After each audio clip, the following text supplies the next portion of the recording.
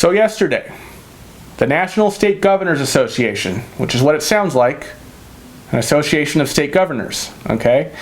They sent a letter to congressional leaders stating that they need more money.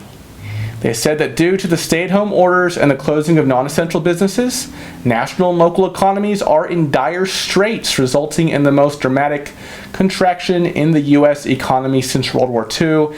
And they go on to basically beg for $500 billion from the federal government in direct federal aid to the states to replace their lost revenue. They're asking for increased Medicaid funding, more PPE, personal protective equipment, medical supplies like ventilators, funds to replenish state unemployment trust funds, many of which have basically gone bust in the wake of this crisis. More funding for education, K-12, higher education, funding for emergency work, infrastructure funding, right? Because states are saying times are so tough right now, they can't afford to maintain utilities, highways, transit systems, etc. Now, why did they send this letter? What prompted this? It's because the governors, the states, they didn't get what they wanted in the $484 billion relief bill that was passed by the Senate yesterday. Now, just to back up, here's the history of this interim relief bill in a nutshell, okay? So we had the PPP, Paycheck Protection Program, forgivable loans for small businesses, enacted by the CARES Act at the end of March, okay? That program went bust. No more money. It ran out of money like that, okay? Republicans said, okay, let's throw more money at PPP through this new bill. Democrats said, okay, but we got to throw some money in there too for hospitals and state and local governments. And that's what they were fighting over for the past couple weeks, right? Well, at the end of the day, Democrats got the hospitals thrown in there in the Senate bill that was signed yesterday, but old Mitch, Senate Majority Leader Mitch McConnell, didn't let state and local governments get a piece of the pie, okay? But Pelosi's not giving up on the states. She said that she wants the next yet undrafted stimulus package to include massive funding for state and local governments. Okay? Mitch, of course, has said that he doesn't want to rush federal relief to the states and would rather discuss it when Senate is back in session starting May 4th. Oh, and Mitch is also totally cool with states going bankrupt. He said yesterday, I would certainly be in favor of allowing states to use the bankruptcy route. It saves some cities, and there's no good reason for it not to be available. My guess is their first choice, that is the state's choice, would be for the federal government to borrow money from future generations to send it down to them now so they don't have to do that. That's not something I'm going to be in favor of. And I mean, look, Mitch has a point. Some states are in worse positions than others, much of which is due to reckless spending, unnecessary services, high public employee pension costs, and high-speed rail. You'll get that if you're from California.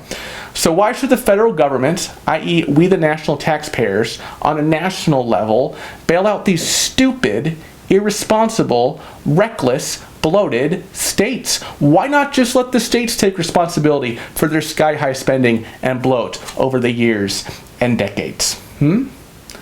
Only problem. States can't declare bankruptcy constitutionally. They can tax their residents to death, but they can't declare bankruptcy. And even if they could, it would probably be a pretty tough go for a state to convince a bankruptcy court that it can't pay its debts because it has the power to tax. They can just make more money by taxing its residents. But if Mitch gets his way and states could declare bankruptcy, what would happen? Well, first, assuming that the state is in fact insolvent, that is, it cannot make future debt payments or has already defaulted on its payments, and that the state has already attempted to negotiate with its creditors, and the state has convinced the federal judge to approve the bankruptcy and its repayment plan despite its taxation power, the state would have to put together a plan to pay back its creditors as best it can, and then the remaining debts would be discharged. What would this mean practically? It would mean taxes would go up, services would be cut, public pensions would be reduced. It would be very painful for many of that state's residents as well as for its infrastructure. But potentially, and this is the light at the end of the tunnel, at the end of the day, going through that bankruptcy could cut a lot of fat and non-essential services and a lot of bloat, and the state just might come out leaner on the other side. But on the other hand, it would be painful, and even necessary programs like state police and educational systems could suffer, limiting opportunity for the next generation. The last time state bankruptcy was seriously considered was in 2011, when former Speaker of the House Newt Gingrich and former Florida Governor Jeb Bush co-wrote an op-ed in the LA Times supporting state bankruptcy called Better Off Bankrupt. I will leave the link in the description if you want to check that out and read it for yourself. But what do you think?